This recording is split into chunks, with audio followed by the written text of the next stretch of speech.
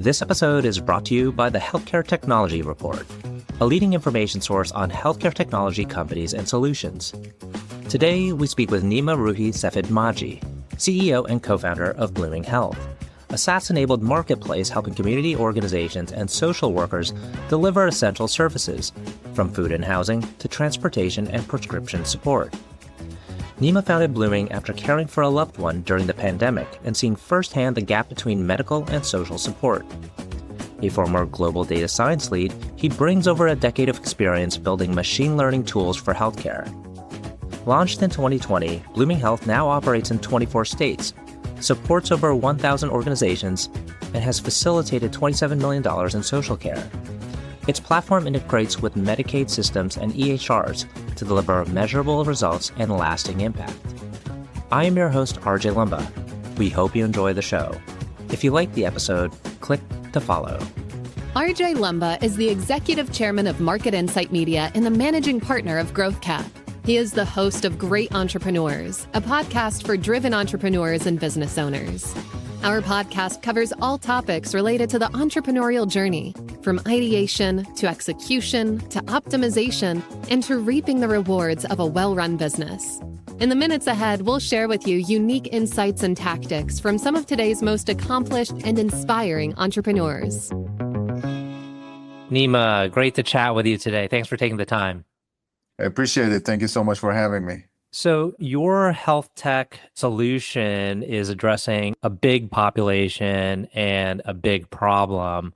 I'm curious how you decided to hone in on this particular issue, because presumably there were other solutions already in place at the time, or maybe there weren't, or maybe there were and they were ineffective and not quite getting the job done. So maybe tell us about the moment you realized where the problem was and how you would go about solving it. Absolutely. Yeah. Thanks a lot for the opportunity. So we started this journey actually out of some personal experiences. So me and my co-founders have been caregivers for a few years to our loved ones. And we recognize there's this huge gap when patients leave the medical operations and medical facilities. There's still a lot of needs they might have in order to kind of navigate their care journey, from their next ride to go to the healthcare appointment to the food or nutritional needs they might have as going through some treatment, or other types of kind of public benefits that they might need in order to navigate care. But we recognize there's not a lot of infrastructure out there. In fact, for my personal story, personal experience, me and my wife were caregivers to a loved one during pandemic, which kind of made us go through this alone without friends or family, given the pandemic dynamic living in New York City. And we recognize there's really not a lot of infrastructures in place for us to get the care we needed for our loved one. And while we're kind of investigating this as a consumers, I got to talk about this with my co-founders, and they shared their own personal stories and some of the challenges they've gone through. And we recognize there's this huge gap within the social care ecosystem, basically. So social care is any type of services that drive healthcare outcomes, but are not provided in the medical settings. Again, as I mentioned, like, for instance, you need a right to go to your healthcare checkup and come back. If you're an older adult and you're not driving and you're not able to hop on an Uber, you're going to face some challenges. You might need some meals delivered to you after discharge back to home because you can't cook any longer or for a few weeks. And as a result of that, if you don't get that food, the risk of rehospitalization is higher. There's plenty of other types of kind of social determinants of health, as they're called, that are under this social care umbrella, that we recognize there's not real infrastructures out there for the population to get access to the services very easily. And it turns out that the pandemic was actually a catalyst for this problem to actually show how broken the system is. So the story for us started when New York City was under lockdown in like mid-2020. The city government, the city health systems, and community-based organizations were trying to reach the population, especially older adults that didn't have a lot of digital footprints and access to technology and couldn't go physically in person to receive services, these entities were trying to reach the population and they didn't have any tools. They didn't have any tools digitally, and they didn't have human resources to call all these people and figure out if they even have food or prescription refills, etc. That's when we launched the first version of our product. Basically, we built a solution to be able to reach these people independent of what technology channel they might have access to. They might just have a landline, and you need to be able to use the power of technology to reach them. They might not speak English as their first language, and you might need to still engage them and figure out what their needs are. So we built this omni-channel multilingual engagement solution, launched it in East Harlem, New York City in, I think, October 2020. And then from there, things started picking up for us. And then we grew this into 24 states today, or more than 1.5 million people, more than 1,000 organizations. I'm happy to dive in how our product evolved and the problems we're solving evolved. But that seed was our personal experience, the environment we lived in at the time during pandemic, and the broken system that wasn't working for the majority of the population. And for you to have the ability to launch a product, obviously you have a relevant background, and you and your founders have relevant background. So maybe let's talk about that. For sure. So I actually come from a background in the technology space. I've been building data and machine learning products for the past decade or so. I was running a global data science team for Bayer Pharma before starting Blooming Health. So my work before starting Blooming Health was basically utilizing patient data, specifically electronic health record data, and build risk predictive solutions on the top of that that could be used in clinical settings for doctors. So when you go into a clinical setting, the data gets pulled up on an EMR like an Epic, and our algorithms would basically show some of the risks that patient is facing to the doctor, so the doctor could actually make better decisions on the go. Like, for instance, to the extent that we were predicting what's the probability of this patient having a heart attack in the next 12 months based on their historical data, and then what interventions could reduce that. So coming from that experience was really interesting for me personally, because I was seeing how much we're actually valuing the medical data. We know a lot about people's blood pressures and cholesterol level and so on and so forth, but we don't know a lot about whether they have food on their table, they have a house to live in, they have like social connections, they have money to pay for their prescriptions and so on and so forth, which actually, in fact, drive a lot of the outcomes and the risks. My two co-founders had relevant experiences too. So one of my co-founders, Naman, was coming from product background. He was running a consumer product department within WebMD. I've been building kind of products over his career for healthcare and government space, basically, which is interesting because that's the intersection we work with. And my third co-founder, Kavitha, was coming from cancer research background at NYU, but moved into digital health commercialization. So we had this kind of different angles into the healthcare and the view from technology as well as the kind of healthcare itself.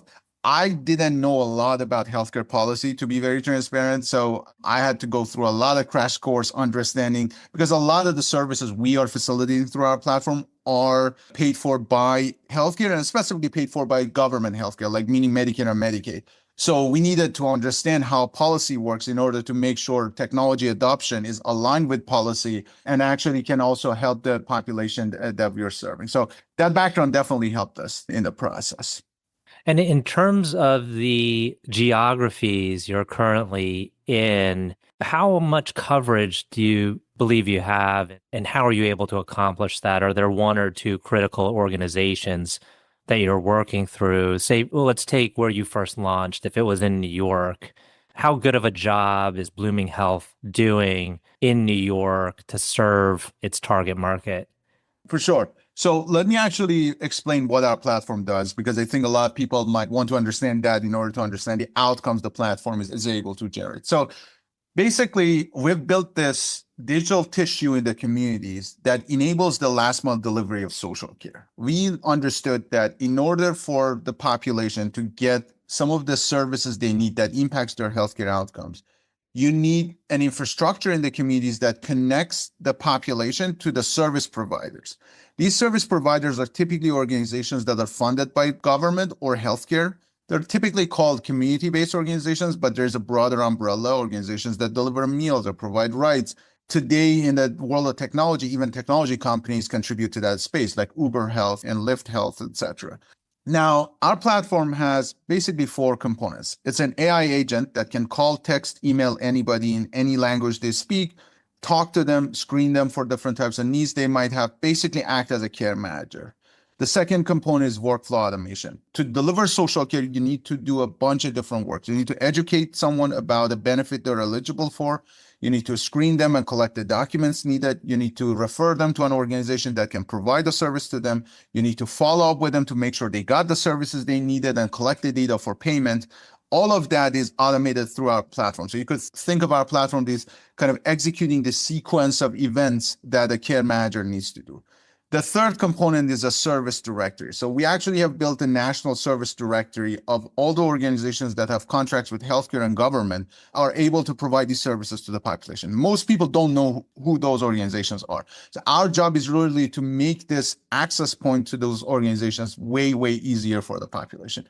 And the fourth component of our product is integration. We, as a digital tissue in the community, needs to integrate with a lot of different technology infrastructures, government Medicaid databases, electronic health record databases, et cetera, to be able to actually make it a really seamless process for a patient or a member to get the care they need, and for the providers to be able to help those members navigate the services through our platform. Now, if you put our platform in a city department or in a health system, they can now 10x, 100x their care navigation, care management for their population via our platform for social care. Now, you know this. Let's talk about what type of impact we're creating.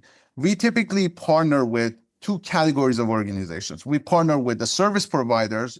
As I mentioned, those are the last mile kind of delivery operations for services that drive healthcare outcome. And the second category, what we call enterprises. These are government or healthcare entities that typically pay for those services. This can be a City of New York Department of Aging, State of New York Department of Health. It could be Northwell Health in New York, Kaiser Permanente in California, etc. Now, when we launched our platform, we actually started measuring a few different outcomes and returns on investment on our platform basically over time. The first kind of impact we try to measure is how much are we basically increasing the utilization of the available services for the population that actually need them. In a study, in a project that we did with the AARP Foundation in 10 different states for 150,000 individuals, we were able to show over a course of 12 months, compared to a holdout population, the population we served received around $27 million more services in social care.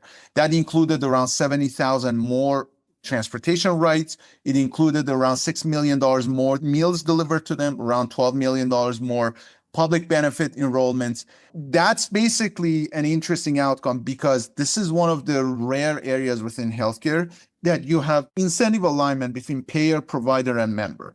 So the member wants to address their basic need. They want to get a meal when they cannot cook. They want to get a ride to their healthcare facility. They want to get housing when they're getting evicted from their home, etc.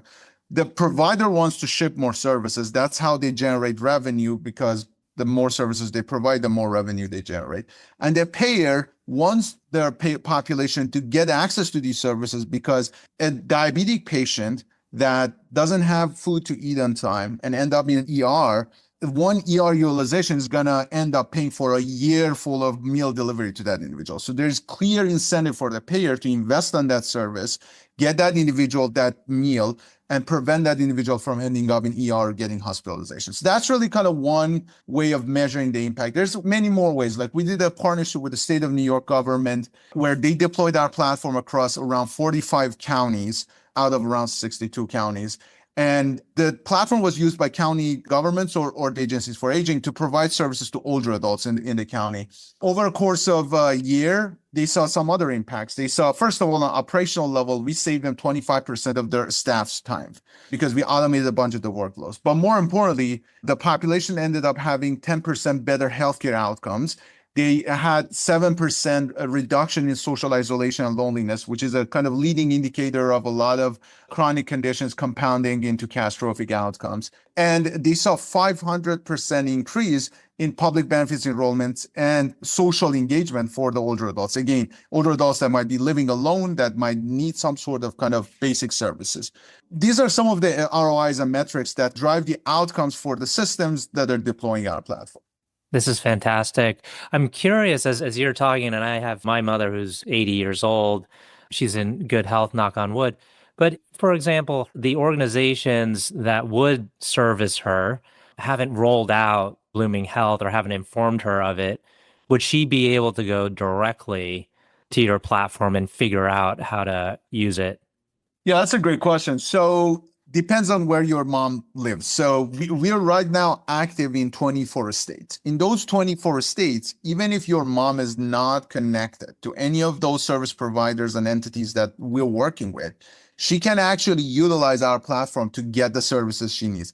In fact, for each of these states and regions, we have a phone number that she could call or text because, again, we recognize a lot of people, especially if you go into rural areas, there's broadband issues, there's cell phone coverage issues. You need to have this multi kind of channel solution.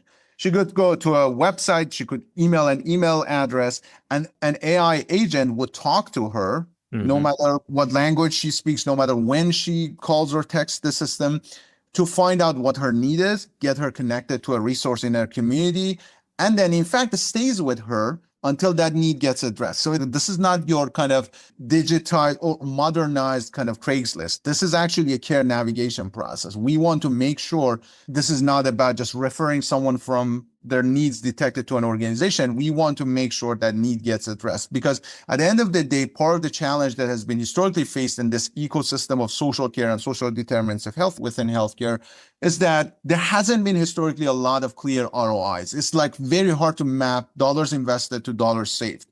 What we're trying to do is basically make this so end-to-end and kind of holistic that you can actually point that, hey, the dollars invested here are creating these reduction in claims and reduction in ER utilization, hospitalization at the end of the story, and be able to basically measure that outcome and make that investment larger. So long story short, yes, your mom can get the service, depends on where she lives, but if you're active there, she can get connected to the resource. We're running up on time. I have two final questions. Before I ask the final questions, though, you recently raised a round and you brought in Insight, a great global software investor. Tell us about your investors, how you went about selecting your investors, and the value they bring beyond financial capital. 100%. Yeah. This is to my fellow founders. If you're listening and if you're thinking about going and raising capital, if you're building for healthcare space, general healthcare space, could be some gov tech, social care, traditional health tech, digital health, it is super important that your investors understand the problem you're solving. It is super important they actually have some level of thesis around it, because the only way you're going to be able to have their long-term interest and support is actually if they understand how difficult and challenging it is, first of all, to build within healthcare and health tech. Second, they actually have some level of conviction that the problem is worth solving, because most often than not, you're going to face a lot of challenges along the process. And as a result of that, you need a long-term partner. I think Insight is amazing. Like, we actually developed that relationship with Insight over a course of like 2 to 3 years. We actually started engaging Insight, I think, right 6 months after we launched. We didn't want to raise from them at that time, but we engaged with them and we learned how their kind of thesis around the space we're building for is formed over time and what they think of the ecosystem. And we learned that they would be an amazing partner. I actually talked to a bunch of different investors. Actually, I got, first of all, passes from more than, I think, 300, 400 investors along the way. The second, when we were raising this round, we got offers from a few different investors. The reason we actually went with Insight was that deep understanding that they know what we're solving for. They actually resonate with it and they're with us for the long term. And we're so excited to have them on board. Obviously, we have a few other investors, Crossbeam Ventures, A4 Capital, Metrodora Ventures, that is run by Chelsea Clinton. These are some of the investment firms that we worked from our kind of pre-seed and seed stage, and they actually doubled down in this round as well. So the only external investor we brought in was Insight in this round. Fantastic. Last two questions. One is, can you tell us about a person who has had a profound influence on you? Yeah, that's a great question. So we have this kind of annual event in New York City we call Blooming Day. We started last year, second year this year. I talked about this in our event. So one of the people that had a profound influence on me was my mother-in-law. Actually, she was the person that me and my wife provided care to. She was diagnosed with stage 4 cancer. Me and my wife were caregivers to her, and I watched her, how strong she was to go through this process. I learned a lot about having a belief, having some sort of a kind of a North Star in life, and being so fearless with that North Star. Well, like, what does that mean? I learned a lot on that from her. And she definitely was the most influential person on me on starting and building this company. And fun fact, when I was actually raising capital for I think our seed round 2 years ago, she was with us. I was just kind of going into back-to-back investor pitches every day. And she would every 2 hours knock on the door in my office and would there's some hot water. Do you want some hot water? You've been talking a lot loudly in the past few hours. So she's been an amazing support, very influential, especially in my journey with Blooming Health. And unfortunately, we lost her last year. And even though we lost her, I feel like her influence and memory will stay with us a lot with our journey at Blooming. Sorry for your loss. Last question. Can you tell us about a charity cause or other endeavor that you're passionate about? I kind of feel like this is already wrapped up in your company, but maybe, share with us either an additional one, or you could double down on talking about Blooming Health. No, I actually want to talk about this. So most people do not know what community-based organizations are or CBOs are. These are organizations that are nonprofits. A lot of them are nonprofits. They're funded by government or healthcare. The interesting fact about them is especially for underserved communities, underserved population, and older adults, they are very much the most trusted entity in their community that they interact with and receive services from. This is so important to recognize the power of these communities. The power of these communities in reducing food insecurity in communities, improving general security in the communities, kind of making our communities more robust and kind of anti-fragile, if you will, to be able to go through a lot of ups and downs. In fact, community-based organizations were the part of the backbone that protected us from collapsing during COVID because they were able to serve the communities. The only thing about them is that they're really, really underfunded. A lot of them are underfunded. And if you kind of resonate with a cause around food and nutrition, around housing, around pediatric care, infant mortality prevention, maternal health, around aging populations health, I highly encourage you to look up neighborhood senior center, neighborhood food pantry, community-based organization in your neighborhood. Almost all of them receive donations. I highly encourage you to do so for your own community because I'm 100% sure at some point in your life, you're going to need them. And it is an amazing, basically, investment. I actually think that these organizations deserve to be on the stage a lot more than a lot of these kind of multinational Fortune 500 companies because their impact in the communities are so amazingly positive. Incredible. Well, Nima, I want to thank you again for taking the time to chat with us today. It's been a wonderful conversation. I appreciate it. Thank you so much for the opportunity.